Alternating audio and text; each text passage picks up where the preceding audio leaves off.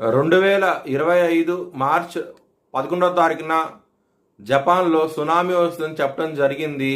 అది 29వ తారీఖున జూలై నెలలో అది ప్రూవ్ అయ్యింది. జై శ్రీరామ్.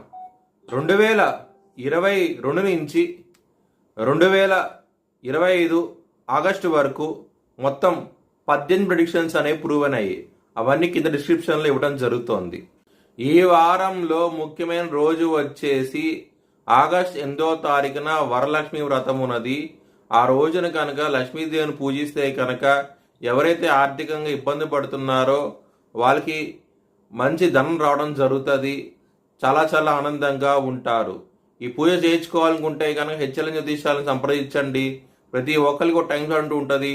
ఆ టైం స్లాట్లో మీ ఒక్కరికి మాత్రమే పూజ అంటూ జరుగుతుంది. మేషరాశికి అధిపతి కుజుడు. మేషరాశిలో భరణి 4 పాదాలు, అశ్విని 4 పాదాలు, కృత్తిక 1వ పాదం ఉంటుంది. ఈ నక్షత్రం వాళ్ళందరికీ నేను చెప్పే వార ఫలితాలు వర్తిస్తాయి. ఈ వారంలో లగ్నాధిపతి అయిన కుజుడు మీకు రుణ రోగ శత్రుస్థానంలో ఉండి శనిగారి దృష్టి కుజుడి దృష్టి శనిగారి మీద పడుతోంది.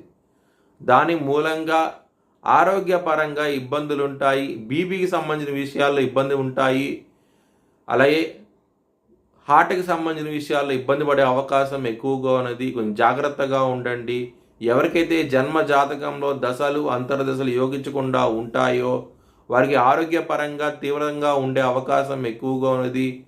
కొంచెం జాగ్రత్తగా ఉండండి. హనుమాన్ చాలీసా పారాయణం చేయండి. మంచి ఫలితాలంటూ ఉంటాయి. మేషరాశి వారికి ఏలినాటి శని నడుస్తోంది. దశమాధిపతి అయిన శని 12వ స్థానంలో వక్రించి బలంగా ఉండటం మూలం కెరియర్ పరంగా ప్రాబ్లమ్స్ ఉంటాయి. ఈ వారంలో జాగ్రత్త అంటూ ఎక్కువ తీసుకోండి. అలాంటి వాళ్ళు శనికి హోమం కానీ శనికి జపం కానీ చేయించుకోండి. ఒకవేళ చేయించుకోవాలనుకుంటే కనుక హెచ్ఎల్ఎన్ జ్యోతిష్యాలను సంప్రదించండి. వాళ్ళకి లైవ్ వీడియో కాల్ ద్వారా హోమాన్ని చూపించడం జరుగుతుంది. బిజినెస్ పరంగా పెట్టుబడులు ఎక్కువ పెట్టండి. మంచి లాభాలంటూ ఉంటాయి. ఒక స్త్రీ మూలంగా మీకు బిజినెస్ పరంగా మంచి కాంట్రాక్ట్ అవడం జరుగుతుంది. చాలా చాలా ఆనందంగా ఉంటారు. కుటుంబాధిపతి అయిన శుక్రుడు గురువుతో కలిసి ఉండటం మూలంగా కుటుంబ సభ్యుల నుంచి ధనం రావడం జరుగుతుంది. చాలా చాలా ఆనందంగా ఉంటారు. ఎవరైనా విదేశాలు వెళ్ళాలనుకుంటే కనుక ఈ వారం అనేది అంత అనుకూలంగా లేదు. లవర్స్కి మాత్రం ఈ వారం అనేది అంత అనుకూలంగా లేదు.